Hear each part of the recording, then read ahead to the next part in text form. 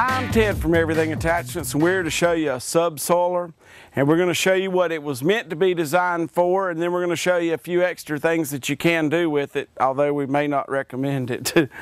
Okay, so what this is really designed for is for those that have pastures, whether it be horses, cows, or whatever that's in it, that's got grass on it, and you've got low areas where the water isn't settling into your water table well, you've got water standing in low areas, things like that. So you want to keep your grass and all in good condition, but you need to break the crust on the ground where it's compacted to let the water go in. So this foot will allow it to go down about 2 feet and this is thin, so it isn't going to disturb the grass much at the top, and it's going to do a little bit of opening a hole at the bottom, so it's going to let the water go down in off your hard areas in the bottoms of your pastures. Now, another thing that I've used these for a lot, and my service manager here, Kevin, to put in pipe, power lines, phone lines, and a little bit of everything. I'm not going to recommend this. This is up to you if you do it. But we wrap this around the beam here, hook the line, the wire, pipe, whatever it is to it. If you've ever seen a vibratory plow, like the cable man comes from your cable company and puts in the ground, he just barely leaves a little groove. Now he's only putting that cable about that deep, but a vibratory plow looks just like this on the bottom, except it vibrates to help it pull through the ground, so it doesn't need a big tractor to do it. So this is kind of like a vibratory plow without any vibration, so you simply have to use the horsepower to pull it through the ground.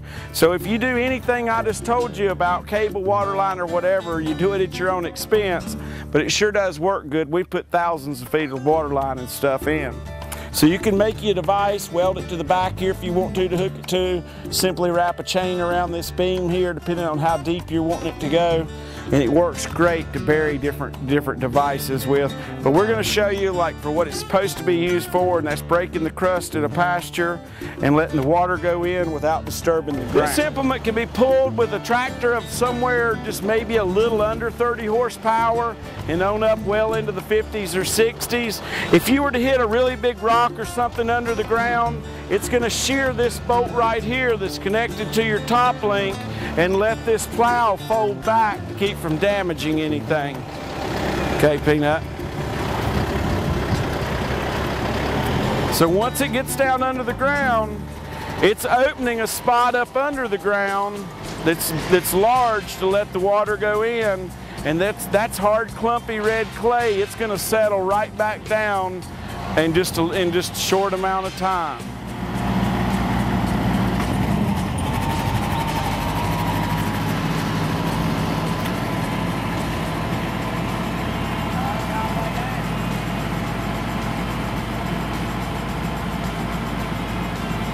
So if this were in a pasture, it's raising it up a little bit. Your cows and stuff are going to push this right back down.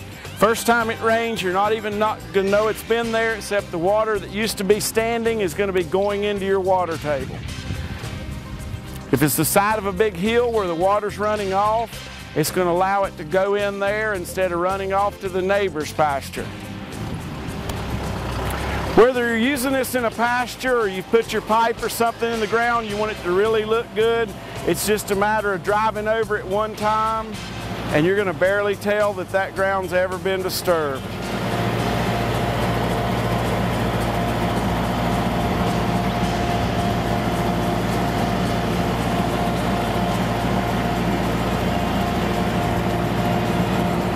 So from here on out, the seam is right here, but you can't really tell it. If I hadn't roughed this up earlier, this grass would look nice and smooth.